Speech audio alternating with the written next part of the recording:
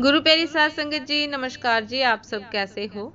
आशा करती हूँ बाबा जी के श्री चरणों में अरदास करती हूँ कि मालिक की कृपा से, निरंकार दातार की मेहरबानी से आप सब बहुत खुश होंगे, मौज बहार में होंगे और अवश्य ही भजन सिमरन में होंगे। साध संगत जी, मैं हाजिर हूँ आज आप सभी से एक बहुत ही खूबसूरत साखी साझा करने के लिए। उम्मीद करती हूँ ये साखी आप सभी को बहुत पसंद आएगी। तो चलिए साथ संगत जी, समय न गवाते हुए साखी को आप सभी से साझा करते हैं जी। साथ संगत जी, चलने फिरने में असमर्थ रिटायर्ड मेजर जनरल का घर, एक कमरे में फर्श पर गद्दा लगा दिया गया। साथ संगत जी, चलने फिरने में असमर्थ रिटायर्ड मेजर जनरल का घर के एक कमरे में फर्श पर गद्दा लगा दिया गया और नौकर को कहा गया कि इनका पूरा ख्याल रखना, हमें कोई शिकायत ना मिले। बेटों की नई शादियां हुई थी। एक ने गर्मी की छुट्टियां गुजारने फ्रांस का प्रोग्राम बनाया और दूसरे ने लंदन का और तीसरे ने पेरिस का। हर जगह अपना परिचय मेजर जनरल के बेटे होने से शुरू करते। नौकर को चेतावनी दी, हमारी 3 माह के बाद वापसी होगी। तुम बाबा का पूरा ख्याल रखना, वक्त पर खाना देना। नौकर ने कहा कि अच्छा साहब जी। सब चले गए। वह बाप अकेला घर के कमरे में लेटा सांस लेता रहा। न चल सकता था, न खुद से कुछ मांग सकता था। नौकर घर को ताला लगाकर बाजार से ब्रेड लेने गया तो उसका एक्सीडेंट हो गया।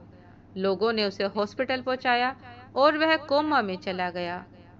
नौकर कोमा से होश में आ न सका। बेटों ने नौकर को सिर्फ बाप के कमरे की चाबी देकर बाकी सारे घर को ताले लगाकर चाबियां साथ ले गए थे। नौकर उस कमरे को ताला लगाकर चाबी साथ लेकर चला गया था कि अभी वापस आ जाऊंगा। अब बूढ़ा रिटायर्ड मेजर जनरल कमरे में बंद हो चुका था। वह चल फिर भी नहीं सकता था, किसी को आवाज नहीं दे सकता था। यहाँ 3 महीने बाद जब बेटे वापस आए और ताला तोड़कर कमरा खोला तो लाश की हालत वह हो चुकी थी जो तस्वीर में दिखाई दे रही है, अर्थात बहुत गंभीर।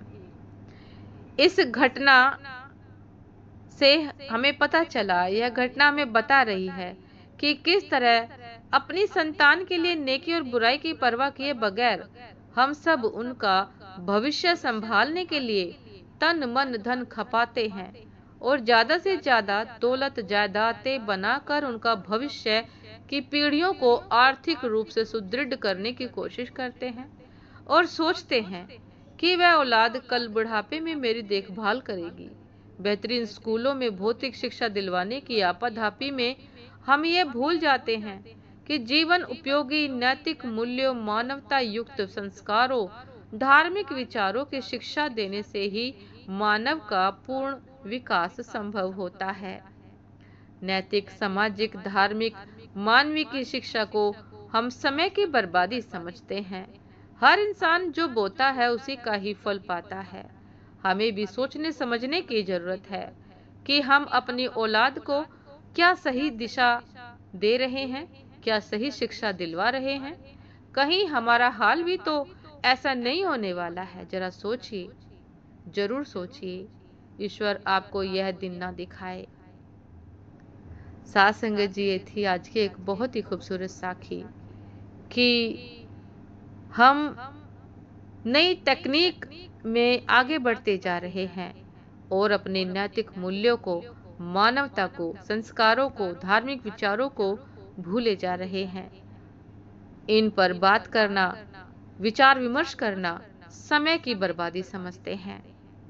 तो साथ संगत जी, जब हम अपने बच्चों से, अपने परिवार में इन मूल्यों पर बात ही नहीं करेंगे तो ये संस्कार हमारी पीढ़ी में भला आएंगे कैसे? वो भावनाएं, वो भाव भला उत्पन्न कैसे होंगे?